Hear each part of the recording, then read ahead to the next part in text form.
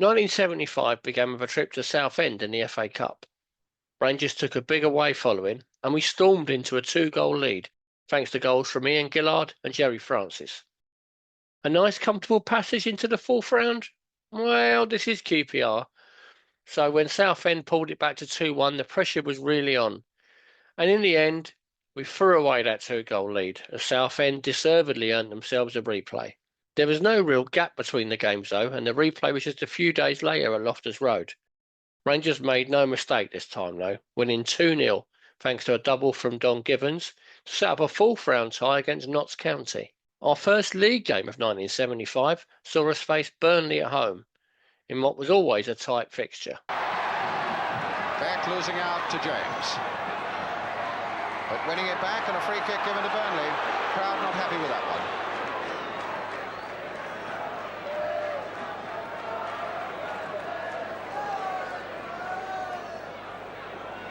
Keith Newton for Burnley, in for Leighton James. Newton. Oh, and there's a fall maybe for Hankin. A good piece of defence by Gillard. Little openings coming up at both ends. In all honesty, Rangers seem to be making more of them, but Burnley are always there with a chance, and now Morris taking it up for them, and there's the Rangers defender, I think it's Ian Gillard, injured. James. Crossed in again! Oh yes, a tap in there for Hankin. And Ray Hankin, number 8, has put Burnley into the lead, while the Rangers defender Ian Gillard was down. It went across the goal line, past Phil Parks, and in the end was an easy tap-in. Frustration for Rangers then, and it was West Ham next on a wet and muddy pitch at Upton Park. But, Lampard now to Brooking. Played on beautifully by Brooking for Pab. There's the shot, and there's the goal by Billy Jennings in his comeback game. Clintock. Bowles, Masson, played on towards Givens. And Lampard back to Mervyn Day.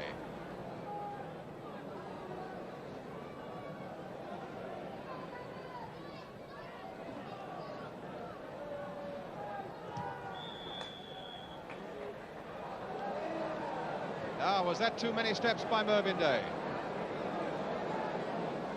It's a free kick to Queen's Park Rangers. Indirect, inside the penalty area. Day has taken too many steps. And now there's an interesting situation. West Ham have brought everybody, bar none, back into their area. 2, 4, 5, 6 in the wall. Jerry Francis there as a disruptive element. And Bowles, Masson, and Clement standing over it. It's an indirect free kick, of course, because it's inside the penalty area. Otherwise it would be a penalty, so he's got to play it there for Masson. Through the wall to go! Don Masson has equalised for Rangers, and Mervyn Day could do nothing about that but sit in the mud. A little touch-off by Stan Bowles. A great shot there by Don Masson, and that's his first goal for Queen's Park Rangers. Robson taken neatly there on his chest. A yard or two ahead of him. Going past one rather half-hearted challenge after another. And a free kick. No, a penalty. A penalty there as Robson was brought down. And referee Peter Willis deliberated for some time, and he's going to be booked, McClintock. He's going to be booked for showing dissent. And the referee deliberated. He went right across there to make sure that that infringement occurred inside the penalty area. He decided that it was inside the area, and West Ham get the penalty. McClintock is booked, and Billy Bonds is the man who is now on the spot. So the second name to go in the book. First Keith Coleman, drying the ball on his shirt, and knowing now he'll have made up his mind where he's got to put it against the massive frame of Phil Parks. Some 6'2", 6'3" of him, a man who's played for England Billy Bonds, the man with the skipper's responsibility for West Ham. Oh, in off the post!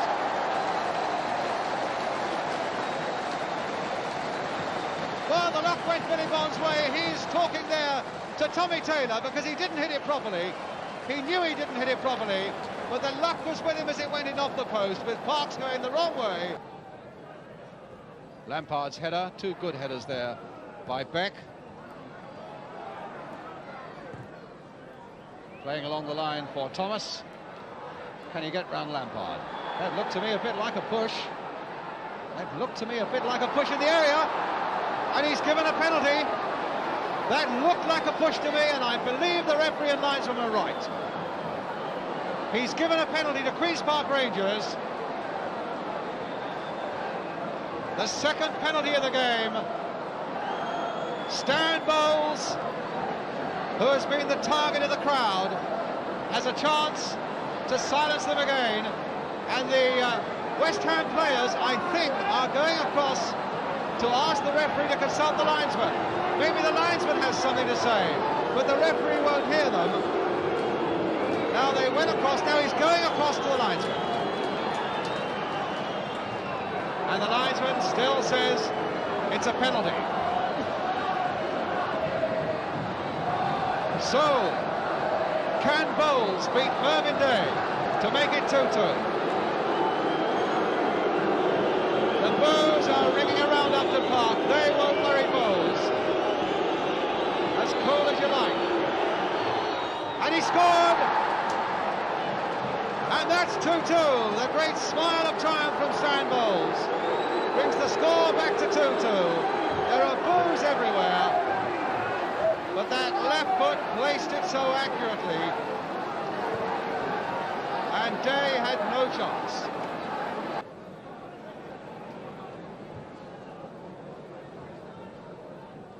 Bowles just nodding that on, and Thomas right in there.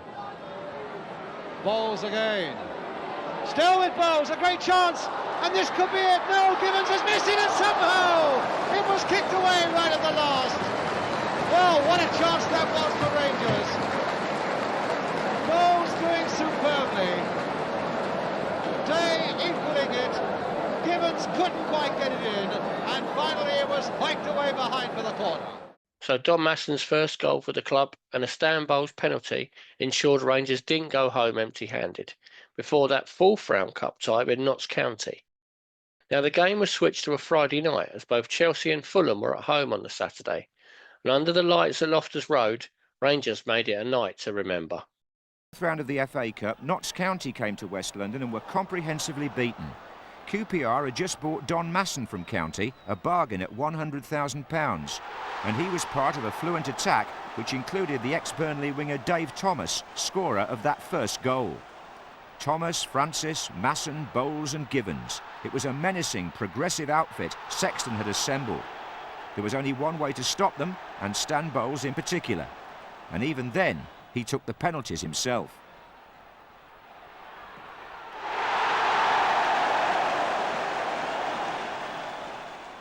Don Gibbons, the Irish international, scored over 100 goals for QPR and became their most capped player. So Rangers into the fifth round then, where we would face West Ham away.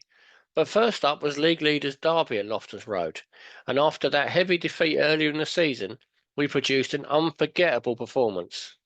Derby in the dark shorts on the attack. That was Hector. Here's Davis. Here's Rioch. Oh, a beauty! His 15th goal of the season. Don Masson with the free kick for Queen's Park Rangers. Oh, two missed it there. Here's Gibbons, and it's in off David Nish. Only 10 minutes left, and Derby still holding their own, even though Lee is off the field.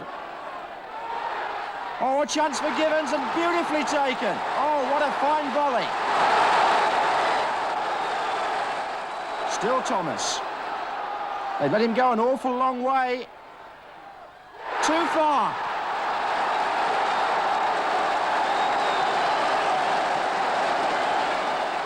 Storming finish by Queen's Park Rangers. Here's Bowles. Good cross, and Gibbons comes in to complete a hat-trick. 4 goals to 1. Rangers then drew at Coventry, with Mick Leach scoring for Rangers, before another trip to East London and that 5th round FA Cup tie, but this time without the injured Jerry Francis.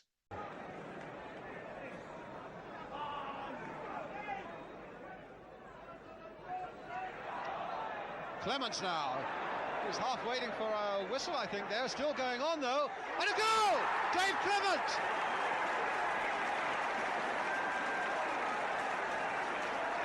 Well, that's a great breakthrough for Queen's Park Rangers. With 25 minutes gone. The muddle over on the touchline, and I think Clement half waited and looked at the referee, thinking there might have been a handball on that touchline. No whistle was forthcoming. Clement went on his way beautifully and whacked it past Mervyn Day to put QPR into the lead. Billy Bonds. Into the path of Holland with Brooking up there as well. And good defence by Ian Gillard for QPR. But not such a good pass. Straight to Pat. Lampard. Holland, a little touch off for Brooking. Took him a little further to the right than he wanted, but Holland with the header! Oh, a great goal by Pat Holland!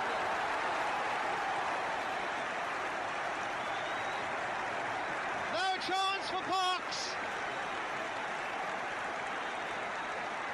Brooking managed to turn it in, and Holland met it superbly with his head. Wide of Phil Parks. And 1-1 is the score.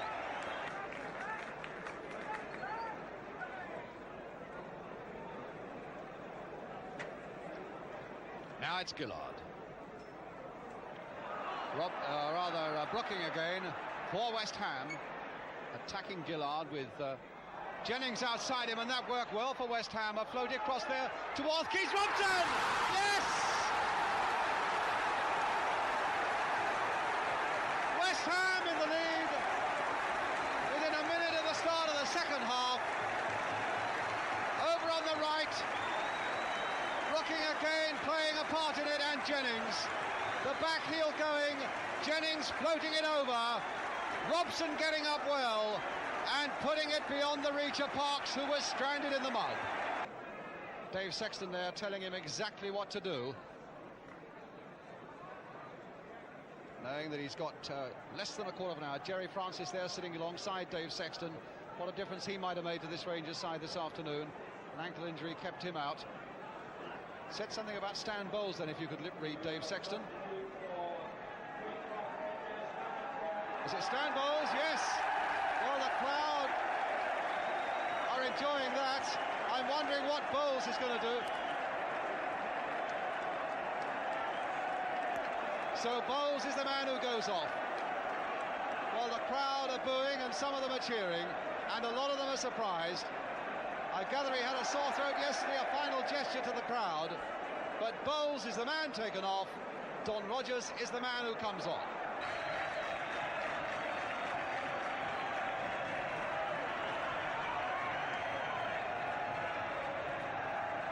Oh, what a bad kick by Mervyn Day. It puts Rangers in possession again, but it's all over. And it's West Ham who go into the next round, having beaten Queen's Park Rangers 2-1. Disappointment for QPR then, and West Ham will go on to win the FA Cup that season, beating Alex Stock's Fulham in the final. Now at QPR, Stan Bowles and Dave Sexton quickly made up again, and in the league we won 2-1 at Carlisle, with Don Gibbons scoring twice to ensure we had the best away record in the division. A draw against Middlesbrough meant we ended February in 11th place, and still in with a shout of finishing in the UEFA Cup places. 11 games to go then, and Dave Sexton's men were playing an attacking style of football that was just a joy to watch. Luton were no match for us, with Don Gibbons scoring against his old side, and Don Rogers getting another in a 2-1 win. It was Everton next, and in that fight for European places, this was the game we really needed to win. But Bob Latchford's goal was a difference, and we lost 2-1, which really widened the gap to 4th place. In better news, Ian Gillard became the 4th QPR player to represent England that season, making his debut in a 2-0 win over West Germany. On the 15th of March, it was a first return to Loftus Road for Rodney Marsh in a competitive match, and it proved to be a bit of a bad-tempered afternoon, both on and off the pitch. But a day when QPR ran out 2-0 winners, thanks to a double from Dom Rogers. Chelsea were next at Loftus Road, and in another tight game, it was Rangers who ran out winners. Dave Thomas collected the ball on the left and he jinked past his fullback Gary Locke. And then with a right-footed shot from around 25 yards out, he found the top corner to seal a 1-0 win. With excitement really growing at Rangers, we moved up to 7th place in the table. But it was then back down to earth with a bang. Dave Sexton was without Stan Bowles, Dave Clement, Don Givens and Dave Webb through injury, and the results started to go against us. We lost 4-1 to Birmingham, 1-0 at home to Spurs, before a hard-fought 2-2 draw against Newcastle. That win for Spurs was a big one for them, as they only stayed up by 1 point that season. We ended March in 11th place, with an outside chance of European football, although it did look unlikely.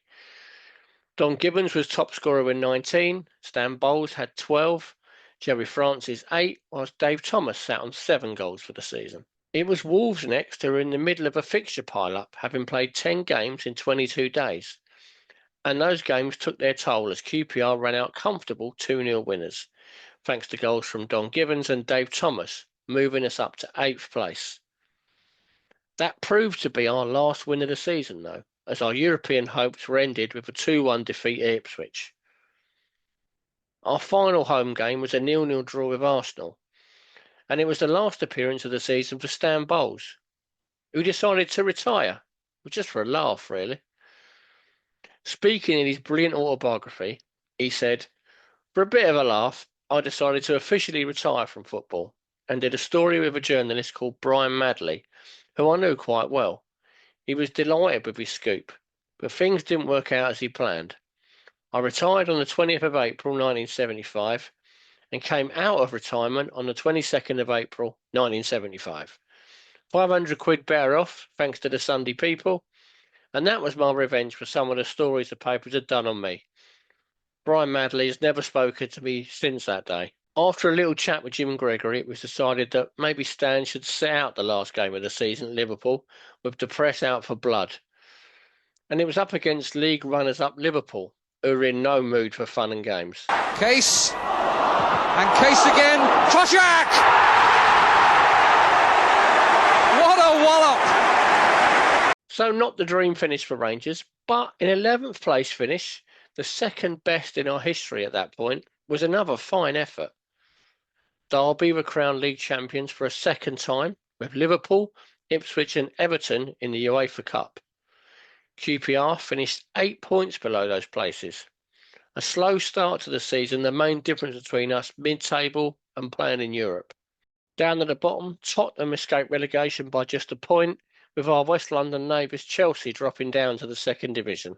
Ian Gillard made the most appearances, playing 49 times for Rangers, not missing a single game. Phil Parkes, Dave Thomas and Don Givens all featured 47 times. Don Givens was top goal scorer with 20 goals.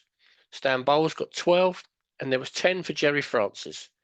New signing Dom Rogers got 5, and Dave Thomas was just ahead of him with 8 goals. Although the league season was over, there was still much going on at Rangers. We went on post-season tours of Norway and France, with Dave Sexton keen to continue working on a style of football he was sure would see QPR do something special. Jerry Francis scored his first England goals and was made England captain to cap off another memorable season for QPR. There was so much to look forward to for Rangers as we approached the 75-76 season, which, as we all know, will become one that we won't be forgetting in a hurry. I hope you enjoyed this video. If you did, give us a like and subscribe to the channel.